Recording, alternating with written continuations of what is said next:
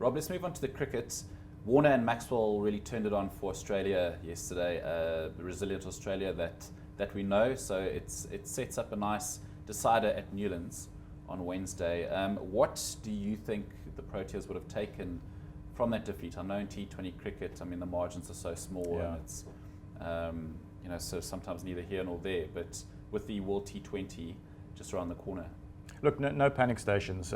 It snapped a sequence of, I think, 5 T20 wins on the trot.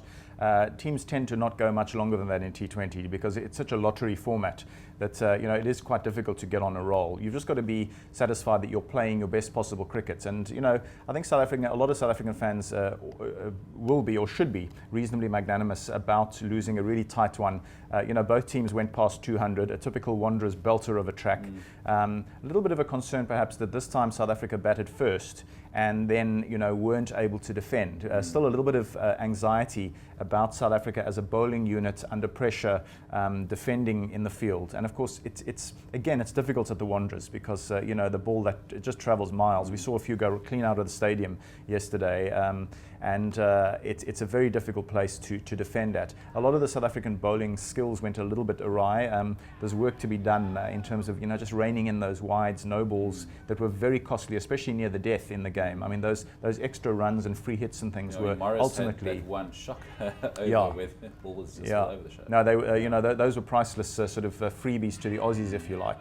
But hats off to Australia. What it's done is that it's set. This series has been incredibly closely competed over the first 2 matches, which is fantastic for both sides because it sharpens them up immensely for the World T20. That is the bigger picture, let's face it. And the fact that this has become a final on Wednesday actually, I think, suits both teams down to the ground. It's a great opportunity for some fine tuning and to just check the sort of the mental pressures. South Africa versus Australia in any cricket match is always a heavyweight affair. And it's a good opportunity to see who manages to sort of rise up and produce good cricket in a sort of high pressure, high stakes game between them. So it's beautifully set up for Newlands, and South Africa. You can't complain about getting 200 plus at the crease. So the batting is not too much of a concern. I think still some issues around the middle order. That playing both JP Duminy and Farhan Behardine when both sort of all-rounders are out of form. To me, that makes relatively little sense. I'm not happy with that middle order situation, and I'd love to see Hashim Amla back in the side. He sat out both of the first 2 games. Very unusual to see him sitting with a bib, relaxing in the dugout, and I just think that his pedigree is required. Somehow, I think he's got to be fitted into that sort of the top 3. Certainly, as he opens, so when he plays, he must open. But I still think they can be a bit more flexible and move down, if necessary, a Quinton de Kock or an AB de Villiers to 3 or 4, and still have those 4 players, including the captain Faf du Plessis, in as the top 4, and not worry too much about how that top 4 is assembled. Let's just get our best 4 batsmen playing, and I hope that they do that at Newlands. But all is not lost. Garen, World T20 caliber lineup, what changes would you make? Well, again, I agree with what Rob said. Amla, for his experience, has to come into the team, and as Rob said, he has to open. That's his role. He's accustomed to that. Funnily enough, he's not really wanted in the IPL, so he's probably not suited to those pitches in terms of the 2020 version. Again, I think it's a bit of a luxury carrying JP Duminy and Farhan Behardine as solely batsmen in that middle order. That the nature of 2020 cricket just isn't, for purely batsmen or purely bowlers. You've got to do a little bit of both.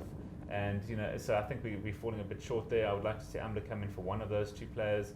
Faf du Plessis, you have to give him credit. He's played incredibly well of late. He seems to be, this sort of style suits his game. He's leading the team well. Can't fault him there. Between Quinton de Kock, AB de Villiers, Faf du Plessis, if they don't come off, we're in a little bit of trouble. But because it's only 20 overs, one or 2 of them are bound to come off, and then we're going to post these 200 runs sort of totals. But I think we must just be a bit cautious that the tracks we're going to bat on in India are going to in no way resemble what we're batting on in South Africa at the moment. I think this is sort of just to loosen up, carry some momentum into the tournament. But it'll be nice to have a final, obviously, to win it, to pick up that momentum. But I'm not too sure if we even lose that it's going to have much of a bearing at the World Cup. Obviously, South Africa in past World Cups don't have a great history, so we don't want that old choker word to be brought up again. So hopefully this time they can sort of rectify the rights or the wrongs of the past And I'm confident, quietly confident, that we'll go quite far in this tournament.